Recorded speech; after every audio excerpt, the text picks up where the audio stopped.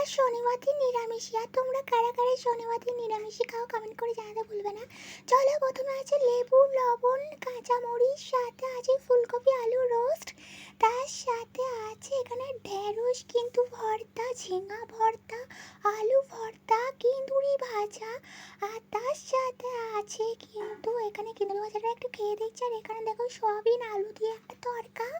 আর এদিকে আমার কিন্তু থালির মধ্যে ফাঁকই নেই, দেখো সব একদম পূরণ হয়ে গেছে, একদম খাওয়ার জায়গাই নেই, কারণ এত এত খাওয়ার বলার নেই। তার উপরে আবার নিরামিষ। আর এখানে টক আছে দেখো, আলু দিয়ে, বড়ি দিয়ে, ঝিঙা দিয়ে, আর ওই যে আমরা দিয়ে একটা টক। তো আমি এখানের মধ্যে সরিয়ে নিই, তারপর কিন্তু আমি এখানে খাওয়া দাওয়া শুরু করতে দেবো।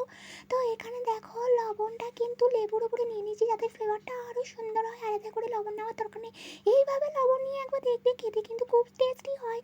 আর আজকে না আমি একদম লেবু দিয়েই ভাতটা খেয়ে নেবো, কারণ লেবু দিয়ে ভাত খেতে আগের দিন বুঝে গেছি এত যে টেস্টি হয় কি বলবো। আর এক গন্ধরাজ লেবুর যে সে কি টেস্টি বলে বোঝানো যায় না।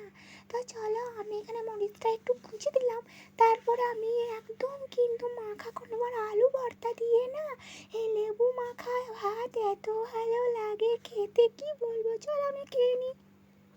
আমার মতন কারা কারা এরকম আলু ভর্তা দিয়ে লেবু মাখা ভাত খেতে ভালোবাসো তারা কিন্তু কমেন্ট করে জানাতে ভুলবে না।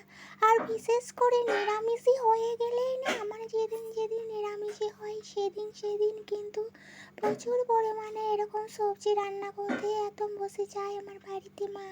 তো এইভাবেই কিন্তু আমি খেয়ে নিই। কিন্তু এখানে যে দেখছো এত এত সবজি, আর এর মধ্যে সত্যি কথা আমি বলবো, এর মধ্যে আমি কী জিনিসটা দিয়ে এতগুলো ভাত খেলাম, জাস্ট এখানে নিয়েছি কিন্তু থালিতে আর খেয়েছি সেই একটা জিনিস দিয়েই। তো চলো আমি কিন্তু বলে দিই তো কী দিয়ে আমি ভাতটা খেলাম লাস্ট পর্যন্ত। এখানে দেখতেই পাচ্ছ আমি লেবুটা মাখাচ্ছি, কারণ লেবুটা খেতে হেভি টেস্ট। আর এখন তো শীতকাল নয়, এখন গ্রীষ্মকালে এরকম ফুলকপি পাওয়া যায়, আমি তো ভাবতে পারিনি। কিন্তু এই ফুলকপি দিয়ে রোস্ট করেছে আলু দিয়ে, এটা কিন্তু বেশ লাগছে খেতে, কারণ গ্রীষ্মকালে ফুলকপির মুখ কিন্তু দেখতে পাই না। হঠাৎ করে এটা কিন্তু পাওয়া গেল, বাড়ির সামনে থেকে যাচ্ছিল একটা ফলওয়ালা কাকু, তার কাছে এই ফুলকপিটা ছিল।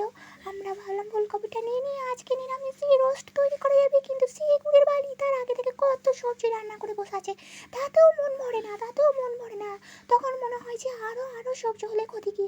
আর খাওয়ার সময় সে এত বেশি কেউ খেতে পারে না, অথচ এইভাবে সারি সারি রান্না করে একদম পাতপাড়া করে দেবে। কি আর করার আছে, আমি এরকম করে কিন্তু খেয়ে নিলাম কিছুটা।